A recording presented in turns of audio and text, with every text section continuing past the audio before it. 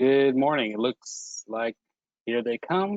All right. Good morning, everybody. Thank you for joining us today. Today's the second installment of our Clean Truck series. Today we're going to be going over some natural gas and non-zero emission trucks, how to get funding, and we're also going to get a motor carrier's perspective that's gone through the process.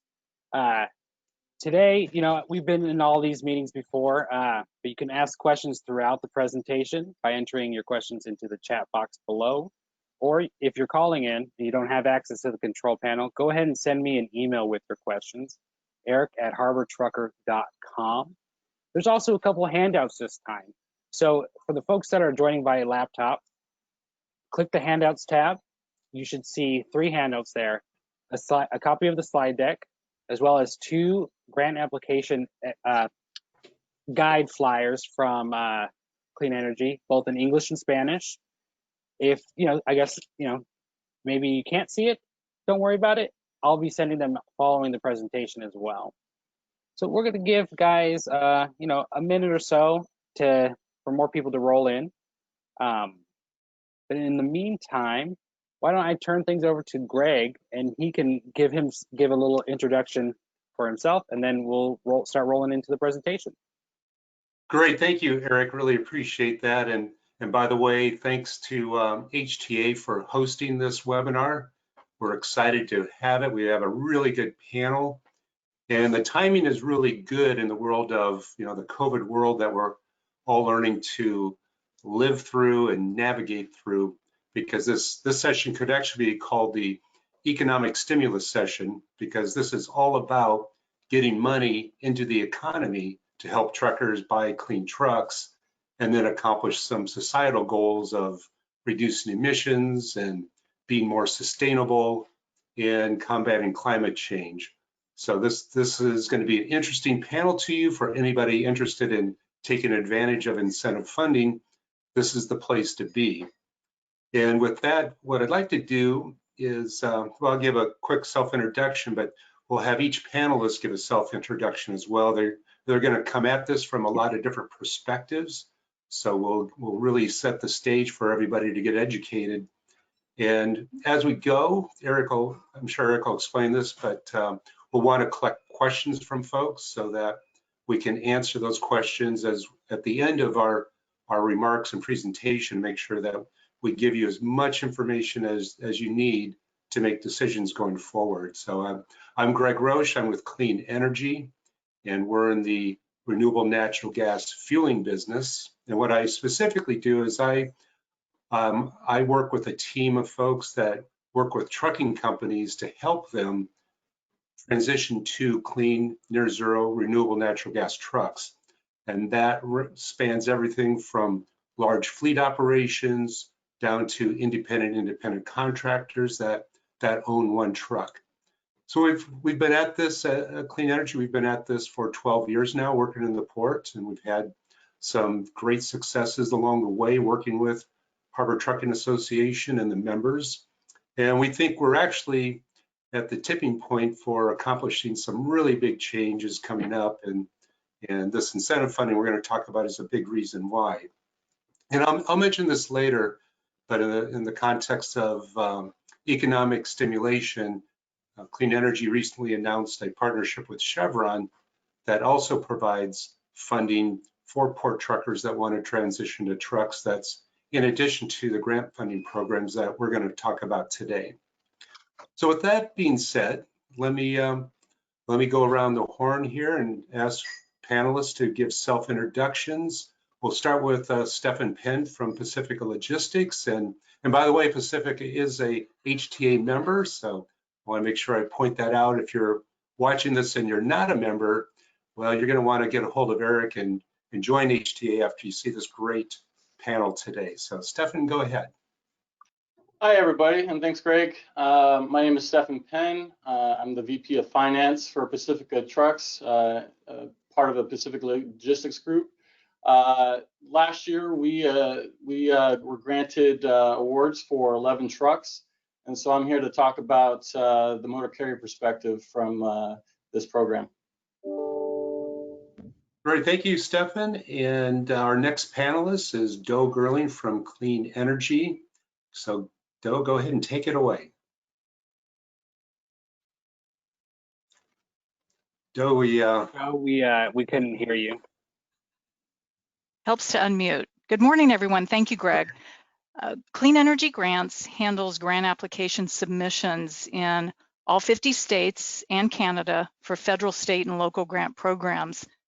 One of our biggest areas of focus right now, and we're really proud of this, is to assist the port team and the drayage community with all areas of the grant process, from grant identification and application to truck deployment and reimbursement. In the nearly 2.5 years that I've directed this team, we've submitted 230 applications and requested $124 million in grant monies for 1,344 trucks. And I'm really proud to say that 915 of those trucks have been for drayage fleets servicing the ports of LA and Long Beach. And as I know it's important to a lot of people that we're heading up towards some pretty big deadlines here in the next couple years, we look forward to helping even more fleets identify programs that are going to help them make some deployment decisions. Thank you, Do. And Tom Lee is with AQMD. These are the folks with the money. So everybody's going to want to listen to what Tom has to say here. So go ahead, Tom, provide an introduction. All right. Good morning, everybody. Thanks for having me on the panel. My name is Tom Lee. I'm the program supervisor for the on-road funding section at the TAO Department of South Coast AQMD. I oversee Carl MOYER, Prop 1B, and also some light-duty funding for programs like Replace Your Ride. You may have heard of that. Now, I'd like to just give a little perspective on how AQMD views its low NOx trucks. As you guys may know, South Coast AQMD is currently under an extreme non-attainment for ozone, right? And incentivizing clean trucks is in our AQMP. For those of you who don't know the acronym, that's Air Quality Management Plan. And in that plan, one of the steps they require us to do is to get more funding on getting clean trucks on the road and getting dirty diesel trucks off the road. Now, we know this technology works, right? These low NOx trucks, they're certified to be over 90% cleaner than your diesel counterpart. And we did some in-use studies on these, and we found these CNG trucks to be actually 6 times cleaner than diesel when it's under some duty cycle tests. Because diesel trucks, when they're under lower loads, creep loads, they actually emit way more than the 0.20 standard. So that's how we come up to the 6 times, and those cycles are taken into account. The CNG trucks are much, much cleaner at 6 times. Now, as much as we want the zero emission trucks to work, say in 10 years, right? They're not commercially available yet. So meanwhile, we need some solution for all these trucks that are going out of compliance to get them replaced. And we need a viable solution now, and that's where these low NOx trucks come in. And then if you add renewable natural gas to the equation, now you've got a carbon negative fuel here that would also allow you to clean up the greenhouse gas reduction. Now, if you go to battery electric, you don't know where that electricity is coming from. It's probably combustion fuel. So that has carbon in it, so we don't get that reduction in greenhouse gases with your charging. So to us, this is a win-win situation here with low NOx trucks, and that's why we're in it.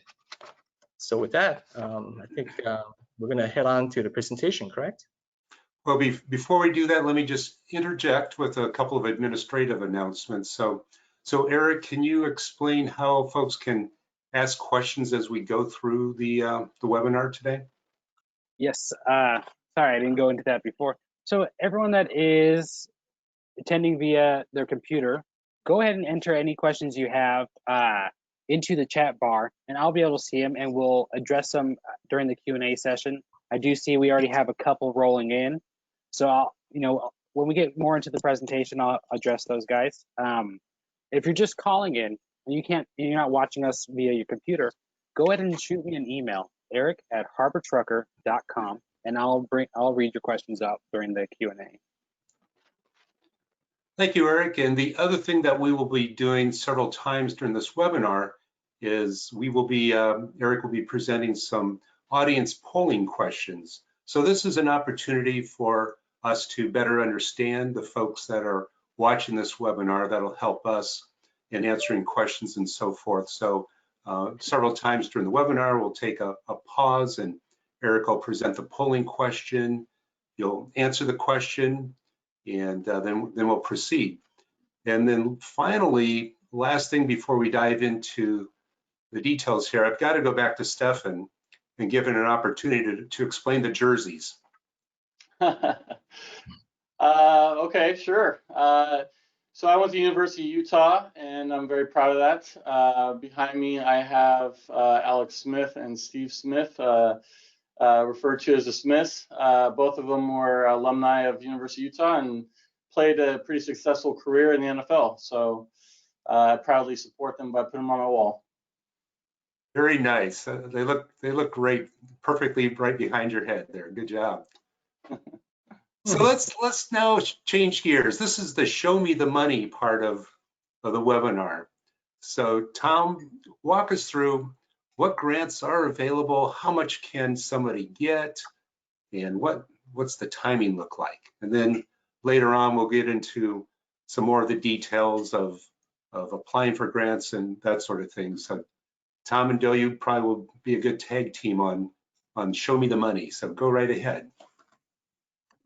All right, so we can move on to the next slide. I'm going to highlight currently there are 5 programs that will definitely come online. Wait, the slides are not full screen for me. Is it for everybody? Let me fix that. Sorry about that, guys.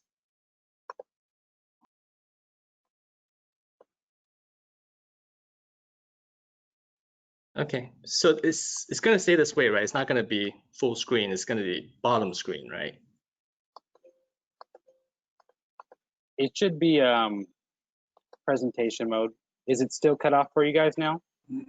No, I mean, I think that's full intentional, screen. right? Yeah, now it's full screen. Okay. Okay, the first program I'm going to mention is the Carl MOYER program. And this, as you guys probably know, the deadline is in less than 1 week. And if you guys have any problem trying to get the applications in on time, I believe we left my contact information. Oh, it's going to be at the end there. Feel free to give me a call.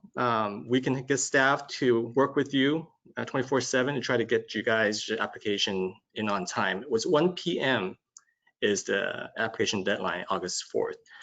The engine model year eligibility for the Carl MOYER program is 2007 to 2010, and this engine model year, not truck model year. This is a competitive solicitation, which means that all the applications come in and we evaluate them based on their cost effectiveness and also their emission reduction potential. Now, the award amount is based primarily on usage. And the next slide, you'll probably see some demonstration of that. Oh, sorry, I don't mean next slide. I mean, can you go back to that? I still have a couple items there. Sorry, Eric. Okay, thanks. Now, the cap on this program is based on a couple of things determined by the guideline. You have fleet size. If you have smaller fleet size, you are eligible to a higher amount of your eligible cost. And there are also some cost effectiveness numbers that are set by the guideline that sets the cap. Now, this program, you have to allow for around 12 to 15 months for truck delivery. This is a full-on contracted process. So we have to announce the award to the board, and then the contract process starts. And then you go into your ordering trucks and all the inspections of the pre-inspection, post-inspection, which in the handout that you can download from this presentation, you'll see more detailed explanation of the program. Next slide. Next. Okay. Thank you. Now, this slide gives you an idea of the funding that you can get. Pay attention to the first 2 rows. These are both exactly what you guys will be looking at, going from a class 8 truck, diesel truck, to a low NOx truck. As you can see, the mileage there, $60,000. 6,000 miles per year gets you the 100,000 maximum amount. But while another truck that only runs 15,000 miles a year only got him 25,000. For comparison, I have a zero emission there. showing around 70,000 miles, and it's not getting actually much more than your low NOx counterpart. It's only 125. These are actual examples from last year. Next. It's just another reminder that 1 p.m. August 4th is the deadline. And you want paper applications, you can also do that. You can download the application from the link there, and then you can submit it by mail or by fax. Okay, next. Okay, now there's a offshoot to the MOYER program called the VIP program. This is the first year we're introducing low NOx in this program. This is only for small fleets that have 10 trucks or less. It's a first come first serve program, and award, again, just like MOYER, is based on usage. To get to 100K award, you do need to have close to 100K miles a year. We have about 10 million funding amount available, and this is a streamlined process, meaning that we do not have a contract, and we aim always at the end of the year of the program year for delivery. So everything this year will be delivered by December 31st, 2020. Next. Next, we have the VW mitigation program. This takes the VW settlement money from the cheating of their smog defeat devices and put it back in the clean trucks. The first installment is already in evaluation. We closed that already. The second installment will reopen at the end of this year in the fourth quarter. This is a statewide program, meaning everyone in the entire state can apply. Similar to MOYER, this is competitive, and this is the only program in AQMD right now that is online only. We do not allow paper applications for this. We have up to $30 million available for the second installment, and because it's a contracted full-out board action type of announcement program, this you have to, just like MOYER, allow about 12 to 15 months for truck delivery from the date that the application ends. Next. This is the funding table for VW. For most straighter trucks, you will be at the cap because 50% of eligible costs is how we fund straighter trucks for this program, and most straighter trucks at the low NOx will be around $200,000. So your 50% level will be higher than the cap. So you'll be capped. All right, so next slide. We have a new program that just launched, and Mr. Greg is going to be the expert on this, so I will just run through it. If you have questions on this, he can probably answer more. Clean Energy is a partner in running this program with us. This launched in July, just a couple of weeks ago, I believe, and this is first come, first serve for port trucks only. And this is for engine model year 2007, 2014. The award amount is fixed at $100,000 per truck. This has slightly less stringent requirements than other programs, meaning that ownership requirements, usage requirements are slightly more flexible, less stringent. It's also streamlined, and you can expect to get your truck at the end of the year. We currently have $4 million available. That's fine, next slide, thanks. And we have another new program that it's going to be a pilot that we'll be trying out in a couple of months. Hopefully we'll open this in the fall of 2020. This takes two parties. It's called a trade down program.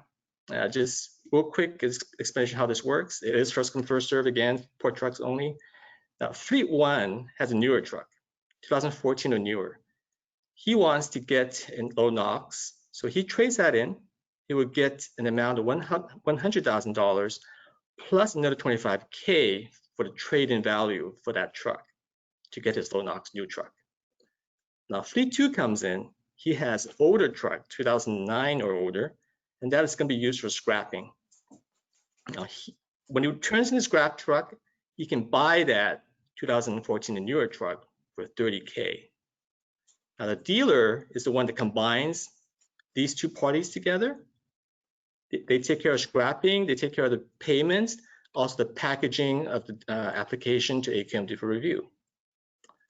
And for this program, we currently have 2.3 million EPA DARE money available, but we hope to get more once this this program kicks off and we find that it's working well. We're probably able to get some more funding. All right, next slide. And these are the 4 dealerships that partners with the AQMD for both the MAP Market Acceleration Program and the Trade Down Program. So you may already know, these are the 4 main players of low NOx.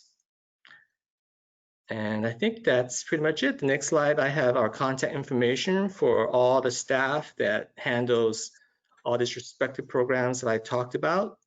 Under my name, there's 1B. Let me just mention that currently 1B, we've closed our solicitation in March.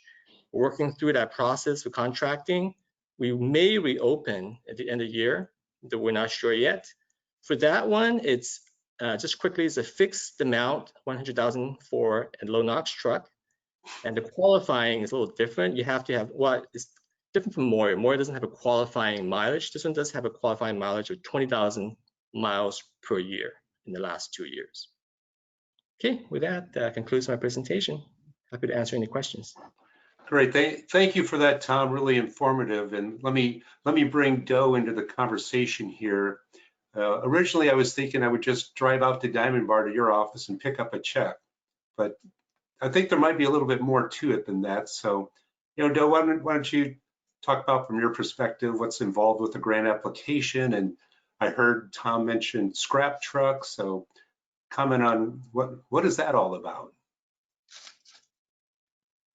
I think for a lot of people, the grant process can be a little bit daunting because there are so many programs and each one of them has the different nuances, different requirements, different deadlines.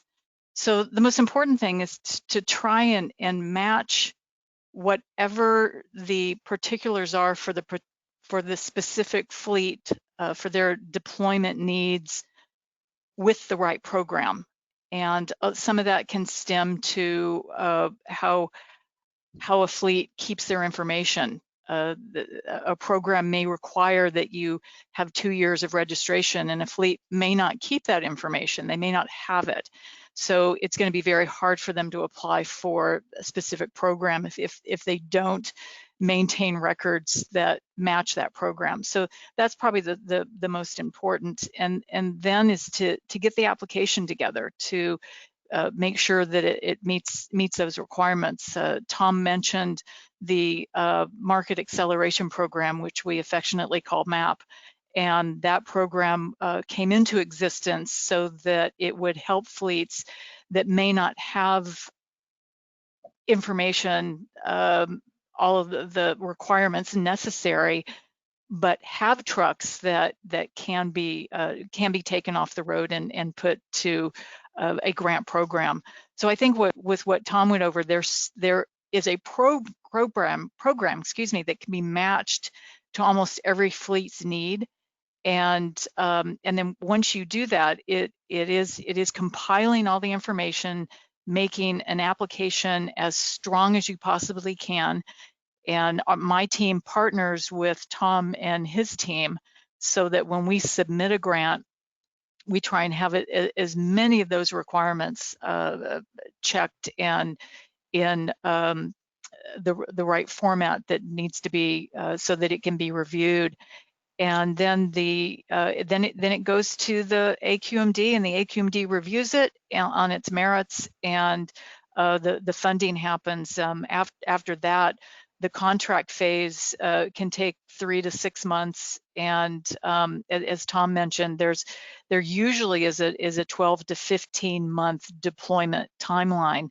So people, I hope fleets are not discouraged to get into the grant game, because you do have timing for most of these grant programs, and it's important, especially with a lot of the deadlines that are coming up in the drayage community, to try and get into the game and get matched with some of these programs, because you will have time to deploy except with some of the programs, as we talked about with the VIP and the trade down, I believe Tom has at the year-end deployment. So those are a little bit smaller timelines, but it hopefully shouldn't discourage anybody from looking at these programs and getting their toe into the water so that they can at least see what's available and try and get as much money as you can for those trucks. And ultimately, we're going to get the old ones off the road. Great, thank you for that. And Eric, I think this is a good point to start with one of the audience polling questions. So Yes. I'll pass the baton to you. So folks, on your screen now, you should see a poll open reading, how many pre-2010 trucks does your company own? So your options here are none, 5 or fewer, 6 to 10, 10 to 20, or more than 20. We'll leave the poll open for a couple seconds. We did get a lot of questions coming in, so guys, keep them coming. But I think one is pretty relevant right now. Someone is asking, for the port programs listed in Tom's presentation, are you required as an operator to only do 100% port operations with that truck, or can that truck serve multiple purposes and still qualify? Tom, that sounds like a question right up your alley. For Carl MOYER and Part 1B, it does not have to be 100% port. Now, the way I understand the newer programs, the two VW, I only showed the table for drayage trucks, but that program's available for any Class 8 diesel trucks. So that program, you're okay also. But for the two new programs, the way I understand, those are only for port trucks. I need to double check the specification on how many port visits, how do they qualify, and being a port truck. Greg, maybe you know about the MAP program. Maybe you can just get that right out. I'm not sure exactly how we do the qualification on whether it's port, it qualifies. Well, I'll jump in on that if that's okay, Greg. For MAP, Sure. they just have to be a drayage registered truck, so they have to be in the drayage registry. Great. Sorry. I imagine the trade down would be similar because they were kind of modeled after each other, the way they write up the guidelines. And the relevance of this question on the pre-2010 trucks, the reason why this is, for those of you that have the pre-2010 trucks, those are the trucks that get the really generous grants because they're under a different emission standard, they're older emission standards. So AQMD is particularly motivated, and the grant programs are motivated to get those off the road as soon as they can. So with that, Stefan, let me bring you into the conversation. So your company last year went through the Carl MOYER program process from start to successful finish of deployment. And I'm sure people are really interested in hearing your observations about, how did you do it? What was the process like? What suggestions you may have for folks? Sure. Well, first of all, I think we were trying to figure out some of it as we went, but as you know, Greg, Clean Energy was an instrumental partner in that, helping us complete the paperwork and understand the process. Overall, we had 14 trucks that we submitted to the Carl MOYER program. 11 of them received awards based on the engine block year. The other 3 we submitted through the Prop 1B recently, and we got our trucks, I believe, took delivery about the end of December. So it was pretty close to the end of the year, which was based on what Tom said earlier. You got to take delivery early in the year. So if I had to go back and rewind the clock, I probably would have pushed to order the trucks earlier, just so that we weren't so up against the gun. But we elected to wait for the grant award to actually start shopping for the trucks. which limited our amount of time that we had to actually get the trucks delivered. That would be the one take back that I would go back and redo. I think it doesn't hurt. I know everybody's going to want to wait till they figure out how much they get awarded to figure out how many trucks they're going to buy, but at least have an idea of which trucks you're going to buy by the time you get the award. That'll speed up the process quite a bit. And then once we got the trucks delivered, the scrapping process was pretty routine. We just had to wait till there was availability at the scrap locations. I think we had to take them to multiple scrap locations, which took a little bit of organization just based off of demand and availability. And then unfortunately, coronavirus hit, so it was a little bit unique in the sense that we didn't get the funding probably as speedy as it normally would have been, but we ended up getting our funding about a month ago, and that was paid directly to our financing company, PACCAR. And that all went real smoothly. And actually, PACCAR was a great company to work for, along with Roche.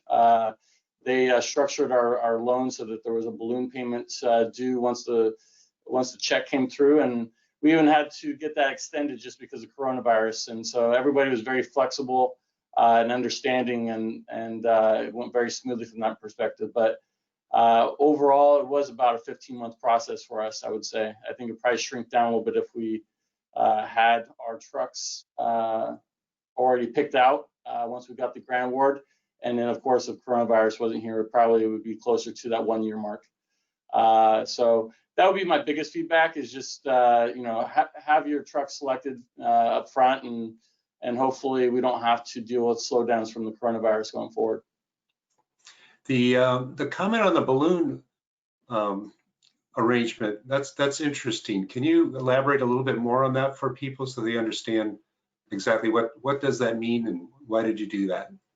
Sure. So instead of putting a large down payment down, we knew that we were going to get a large check from the grant award from the AQMD. And so PACCAR worked with us to estimate the timing of that award and that check. So that instead of a large down payment in month 4, say, of the loan program, they would basically credit our account based on the check amount. And so the AQMD mailed the check directly to PACCAR, and we had, I think it was near $700,000 that was paid down towards our loans. And so just the fact that we're flexible, it also brings our monthly payment down. So they calculate it based off of your net of your balloon payment. So instead of having a $2.2 million loan, say we had a $1.5 million loan, and the payments reflected that in all 60 months outside of the balloon. So in other words, just to reframe it, you had an option. You could have cut a check for $700,000 to the dealer when you picked up the trucks, or what you opted to do is basically finance that $700,000 until the check arrived from AQMD. Correct. And just to add to that, we did place, a small deposit of $5,000 per truck initially just to get the order in at the dealership, but that was just the minimum requirement. But we knew we had that check coming in to support the bigger down payment. That's very creative. I'm glad you shared that with everybody, because that is a challenge, how to carry the cost or carry the note waiting for the grant money to show up. Yeah, and the key takeaway is they were actually real flexible, because you get nervous a little bit when they say that the balloon payment's due in month 4, and you're basically at the mercy of when the check arrives. And so even though we had an extreme example, PACCAR was very flexible and moved that delivery date out basically to July, and probably would have gone further if we needed it. Okay. Now you're operational now. The trucks are running, so now you're in the post deployment phase of the agreement with AQMD. And I know Doe knows this answer, so if you're not familiar with all the specific details, we can pass it to Doe. But on an ongoing basis, now what are your obligations to AQMD under the Carl MOYER? Our obligations are obviously to keep the trucks on the road and notify them anytime the truck is taken out of service for any reason. And it's really just to keep them in service from our perspective. Though you can add to that if there's anything else I'm missing, but that was the big takeaway, was just keep the trucks on the road and moving, and notify you guys if there's an accident or any reason why they're out of service for any long period of time. Sure. Well, I can tell you kind of why they need to have this reporting. The whole reason that the AQMD awards money to get trucks off the road is to show emission reduction. And when that new truck, when the rubber hits the road, so to speak, that emission reduction starts. So if a truck was supposed to be running in the Southern California area and it's moved to Utah, California does not benefit from that emission reduction of that new truck. So for the life of the grant, which most grants are from 3 to 5 years, you report on that. That is the period that the state, and more specifically the South Coast Basin, enjoys that emission reduction from moving from a diesel to a near zero truck. So Stefan tells you what he has to do in terms of reporting, but that's the reason that you need to report if that truck has an accident and it's off the road for 6 months, or it's totaled and there's a new truck. Then that new truck needs to be the same specifications as the old. So again, the emission reduction is stays the same and is enjoyed by our community. So it sounds like the heavy lifting is getting the grant, and once you're out there operational, it's pretty minimal what you have to do on an ongoing basis, an annual report and keeping AQMD informed if there's any unfortunate issues that happen along the way. Eric, let's do our next audience polling question. You know, we've been talking to Stefan, he's with Pacifica. They're a decent sized company. It's a different world when you're talking about small companies. So let's do our next polling question. We'll talk about the importance of this question. Yes. So on your screen now, we have a question about the composition of your fleet, if it's company owned versus contractor owned. So go ahead and give us your response. You know, is your company owned 75% to almost the total of the fleet? Do you own more than 50 but less than 75? Are you split about half, less, or are you all contractor owned? Go ahead and give us a click. And it looks like we're, you know, evenly split pretty much between the extremes. I'll leave it open for a couple more seconds before I share the results. So this will be interesting to see the answer, because we all know there's a lot of independent contractors that operate in the port, and you know, so 50% owns less than 25% of their fleet. So, you know, no surprises there. So I guess the question for Tom and Doe, it's a different world when you're talking with very small companies. Pacifica's very well organized, had lots of records for the last 2 years of operations, everything you need to do a good grant submission. Which programs are better for smaller companies that may not have all of the resources available that a Pacifica has? Well, I'll take a stab at that. Obviously, the VIP program is catered for the smaller company. They're not obligated to go long on the contract. There's 3 years of reporting after they get the truck, and there's not that long wait time. I find that most smaller fleets do not like to look ahead as much as bigger fleets do. So that shorter time horizon, getting that truck into service caters well to them. As far as records, now these programs is designed to help the fleets. Don't get intimidated if you don't have every single record available to show your mileage. I'm sure, you know, Doe and her team will work with you on that. We're not investigators here. We're not going to ask you, okay, now this looks suspicious. I'm gonna call, whoever repairs your car and make sure that's real. So we are really, fleet friendly. We try to get you to get your trucks, but we do need records. So if it looks like a legitimate record by a third party, we usually just take it as is. When CARB looks for data on this usage, we say, hey, here it is, right? So like I said, I mean, we do ask for most cases, you have repair receipts, but a lot of times maintenance logs will do.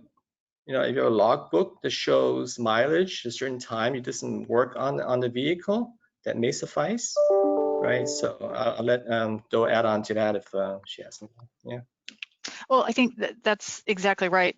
We try and maximize the grant amount. So the more we can, especially with the Carl MOYER, which is based really the higher mileage and the older the model year, the more money the applicant's going to get. So we want to make sure that if you have documents that we can use to maximize that mileage, we want to make sure that we get those, and we'll do all the analyzation. We'll also try and be very creative. If you can't show maintenance, if we can get fuel records, if we can use those documents, then we will make the case to the AQMD based on your fuel records. And this doesn't pertain to the drayage community, but for mixers and for refuse trucks, we will use ours. So we will do whatever we can if an applicant doesn't have the normal paperwork. We'll try and get creative to show the highest mileage that we can. Again, name of the game is, as Greg put earlier, show me the money. So we want to make sure that we maximize the award. So small fleets, you're welcome to apply. Independent contractors, welcome to apply. Tom, do you see many individual independent contractors apply for programs? Independent contractors, well, for Carl MOYER, they have to show ownership of the truck for 2 years. Yeah, owner-operators. Owner-operator, oh, absolutely, yeah. Many owner-operators, 1Cs, 2Cs, many of those, especially the last couple of years, we see more and more of those. They do get help sometimes, right? They may be, too intimidated by this process. I see consultants helping them, but it is an owner-operator, one truck. There's been a lot of those applicants both in Prop 1B and in Carl MOYER. I don't oversee VIP, but I'm sure that program has a lot of independent operators applying as well. Great. So bring everybody in. Now let's change gears here. We've talked about what programs are available and the amount of money that's available. We've talked about the process of applying for grants. All sounds great, but there are people have hurdles that they face. They have concerns. So what do you hear? And Stefan, you can comment about going into this what your concerns were. But Tom and Joe, what are reasons why people hear all of this and say, well, I'm still not going to apply for a grant? Well, some of the things that we've come across is timing. Someone may look at a program and it opens in October and closes 60 days later, and they think that they have to buy that truck within maybe 30, 60 days after that program closes, and which is we've talked about is not the case. It gets submitted, reviewed, goes to contract, so the process is 12 months. So I think there is some just knowledge of knowing that the grant process and the timeline. So that I think that's one of the biggest reasons that people don't get into it, or they may not realize how much money they can get. The difference between a 200,000 low NOx truck and a grant award of maybe 30,000, that leaves a lot for that owner operator to have to come up with that cost. But they may not know there are other programs for them like the VIP, now the trade down program and MAP that they may qualify for, and they may be able to close the distance on that cost. So are you saying that you can stack the grants? That was one of the questions that came in. No, very few grants can be stacked, but there are different grants that will garner you different amounts. For instance, Prop 1B, if you can show that you have 20,000 miles per year, you can get 100,000 miles for, or $100,000 for your drayage truck. Carl MOYER, as Tom said in his slides, if you have to have higher mileage for that program and an older model year to maximize to 100,000, but with maintenance records or hours that are run, you could get 60 to an $85,000 award typically, but very few can be stacked. They have to come from different pots of money. So if the money is coming from two programs and they're both from South Coast AQMD, they can't be stacked. I wish they could. Yeah, and the reason why is all these programs involves a scrap truck, and we take credit for that emission reduction. And if you have two programs, funding together, that means double counting on that credit, which is the reason why it's not allowed. And Stefan, from a fleet perspective, what would hold back a fleet?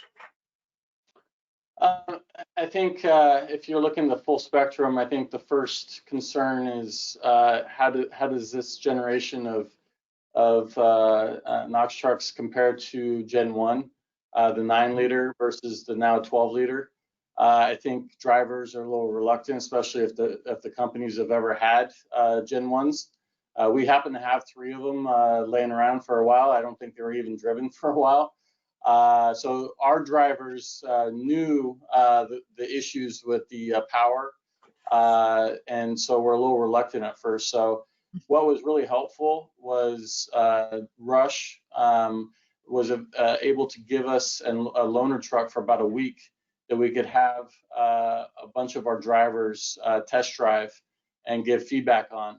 And we got a mix of feedback at first because I think there's a little bit of difference in driving experience. But once they kind of knew how to drive it, they started to really like it. And now that we've had our trucks for 6+ months, we don't have one driver that isn't happy with the decision to move to it. And the only thing I could even add to that was we elected to get an Allison transmission in one of our 11 trucks just to test it out and see. We got a lot of strong feedback about that, mainly with just how strong the transmission was and the lack of roll that it had on hills, so it would hold you in place. So from a performance standpoint, I think the drivers will be surprised with the new generation of trucks. And so that was our first concern. And the next concern, of course, is how long will this technology be the go-to technology? Will we be looking at a different type of technology in less than 5 years?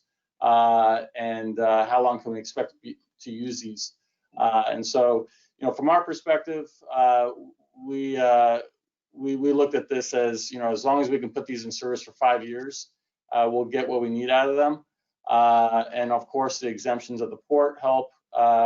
We don't personally think the electric trucks will be mass adopted, in that time frame. I think it'll take a while for the infrastructure. So we felt secure with that, making the decision on these trucks.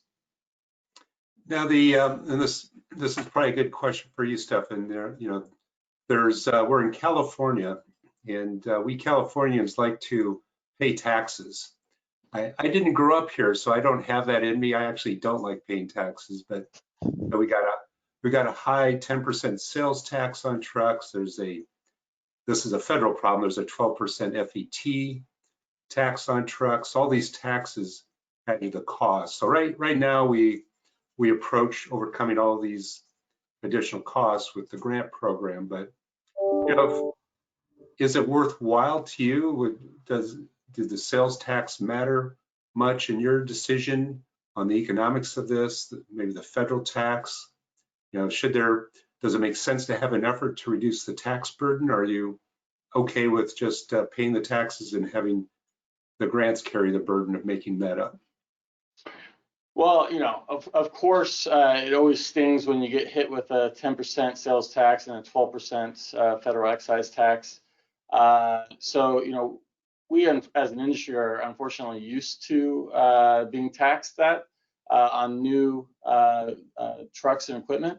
Obviously, you don't pay the federal excise tax on a used piece of equipment, but any kind of reduction in that tax rate will make the program much more viable, because if you look at the cost with tax of a new truck today compared to a truck 5-10 years ago, the cost of the truck has gone up substantially, you know, with the tech, of course, right?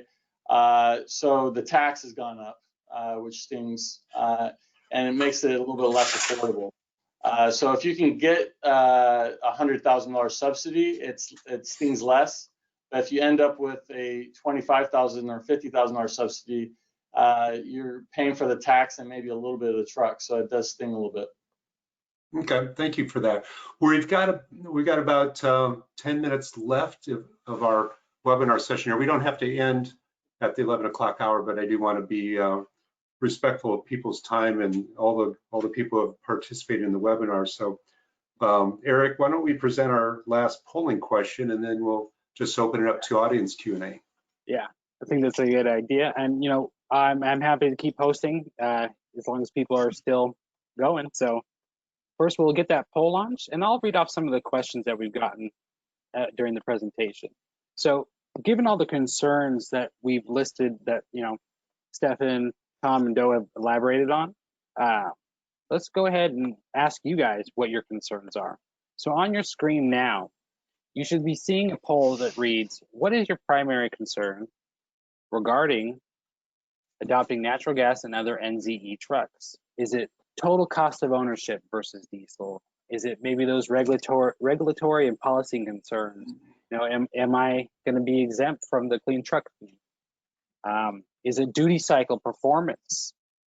You know, Stefan elaborated that the newer natural gas trucks perform a lot better than those first gen. Or is it the availability of support and fuel? I know fuel, we have a good access to fuel down here in LA, but what about mechanics and parts? So just go ahead and give us a little bit of insight onto what your concerns are. And while that poll's up, there was a question that came in. Is there a one-stop shop that lists all the programs available for both fleets and independent operators? Is there sort of a menu, so to speak? I guess that's questions for me, huh? No, unfortunately. I mean, I think what we have, hopefully you can go to our website and find it. We do have a e-subscription list that you can go to. You go onto our website. On the e-subscription that you can sign up for, there is a category incentive programs, and all our funding programs are listed there one by one. So if you check on each box that relates to trucks, then whenever that program has an announcement, like a new program opening, solicitation opening, you will get an email. So that is really the best way, in my opinion, to keep all these truck owners, fleet owners informed. If there's a new one that comes on and then it gets an email, and then they can read about it, see whether that applies to them or not. Now, but this doesn't cover statewide programs though, right? So VW is statewide. So if another district has a program open, that won't be on our website. So that's a caveat of that. We still have to, maybe they can depend on clean energy, other folks to, you know, keep informed and also make folks be aware of all these other programs. But as far as AQMD programs are concerned, that's my recommendation. Just get on the e-subscription and check all the boxes for incentive programs.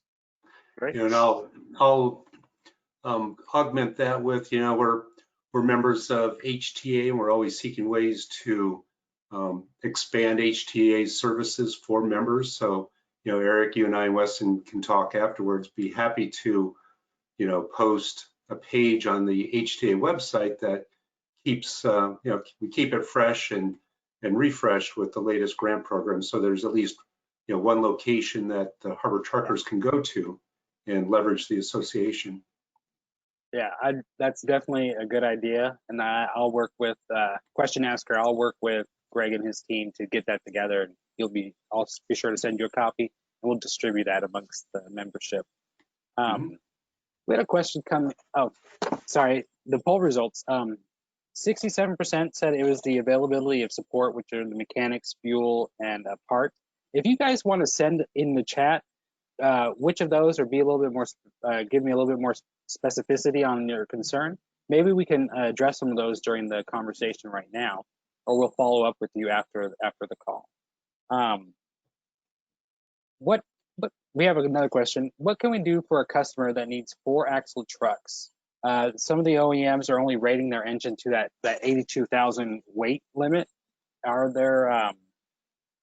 Is there considerations for 4-axle trucks in any of the programs, or if you have any insight on that? Actually, the first deployment of 4-axle trucks did occur earlier this year. I can be happy to follow up with the individual, but Cummins, the manufacturer of the engine, worked with the truck OEM so that they properly spec the truck. They put in the Allison automatic transmission that Stefan mentioned to make sure they got. The reason why that's important is it provides double torque in the first 2 gears, so it's a really good solution for the 4-axle market. So I'm happy to answer any further questions on that. So again, it has been done, and more can be done. Great. We had an important question that I think was addressed, but when you receive grant funding for a new truck, who is the actual owner of the truck? The grant recipient, or is it owned by AQMD? Okay, the contract states that we have ownership of it until we have a lien on it until the contract term is over. Once the truck owner, the fleet owner, satisfies the contract term and submits all the annual reports on time, that lien automatically goes off. We don't even have to do anything special. We don't have to file another request. The way it's designed is that we can stop it from going off, but as long as we check to make sure they've done the obligation for the contract, then we just let it lapse. And then after that period is over, then the truck is theirs. Great. We're getting close. I would like to still continue if you guys are still available, but I do want to give the folks in the audience a chance to let us know if you want to be directly contacted by our panelists. If you're ready to explore some non-zero emission equipment options, go ahead and just click a yes real quick, and I'll take that list of folks and give it over to our panelists to contact you. I'll leave that up for a moment to give people a chance to answer. The next question that we received was, are there grant programs for light and middle duty vehicles? So if yard goats, or maybe just the smaller class 6s? Oh, absolutely. I'm speaking only on road. I mean, if you're talking light duty off-road, like cargo handlers, there's grants for that too. That's just a different site, different small group that handles them. Yeah, most of these programs cover from class 4 and up. MOYER anyway, MOYER and VIP, class 4 and up. And Prop 1B, if it reopens again, is class 5 and up. So if you don't know, class 4 is 14,000 pounds GVWR and up. And class 5, I don't remember exactly, but just slightly higher on the gross vehicle weight rating and up. So absolutely, yes. Great. When we had that question about what part of the support, the concern about it looks like the concern was maintenance. Are there ample maintenance facilities available for folks here in LA and maybe up in Oakland as well? I think is one of the respondents is in Oakland for natural gas trucks. So I mean, if we were having this conversation in another part of the country, I might have to struggle to answer it. But you know, the good news from the technology standpoint is California has been a leader in natural gas vehicles for 30 years now, starting with the transit buses and the refuse trucks and everything in between. So, you know, there's in California, all of the dealers have full support for natural gas engines. They all sell and service, and Cummins has their network of maintenance shops in California where they also provide service and support. And there's a number of third parties out there, you know, the entrepreneurial service providers who also do that. And if you lease your trucks, there's companies like Penske and Ryder that have their own in-house service shops that handle natural gas trucks. In Southern California specifically, there's really good penetration of service shops. Okay.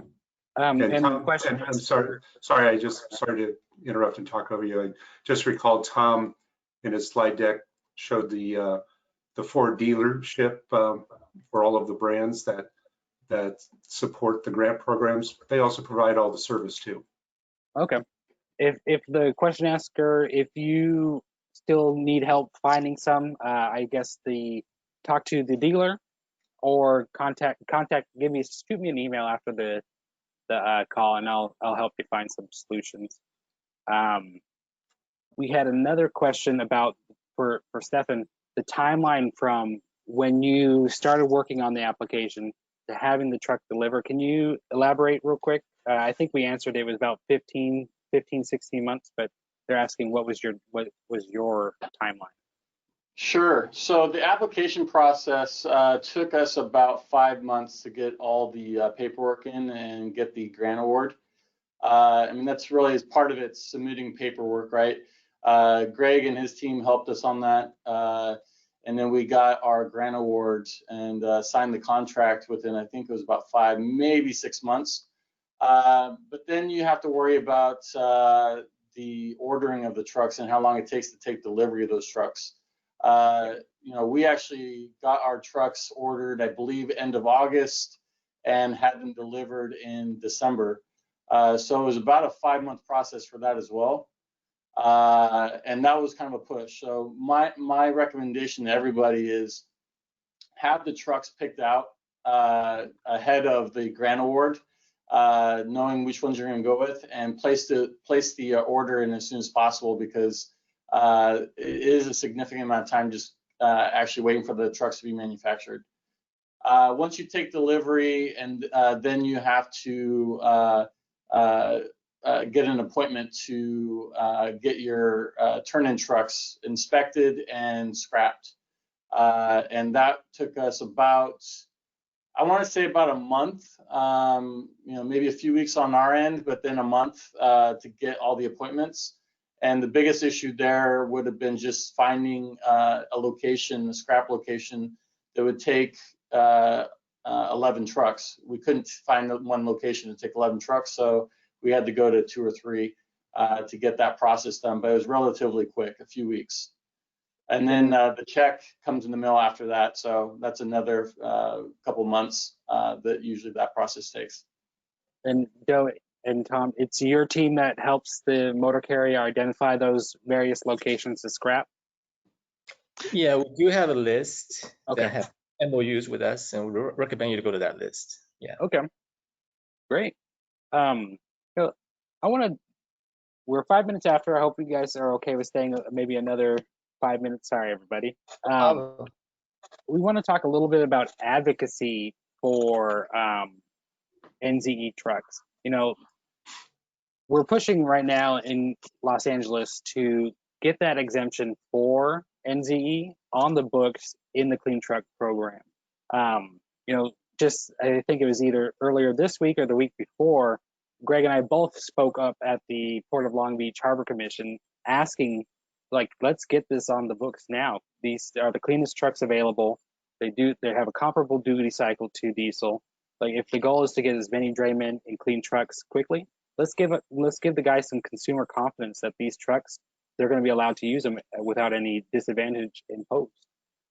Greg, can you elaborate a little bit more on some of the other advocacy issues that our audience can, you know, other areas that you can identify for them that maybe you can advocate for? Well, let's say, well, you could approach that in a lot of dimensions, from the federal to the state to the local level. But certainly just focus on California, yeah, there's the CARB level, where CARB is promulgating all sorts of new regulations that don't really take into consideration, you know, what's the reality, what's the cost of compliance, what's in the best interest of supporting jobs and businesses while still accomplishing societal goals. So there's a lot of work to do at the CARB level that you know, people can speak out for.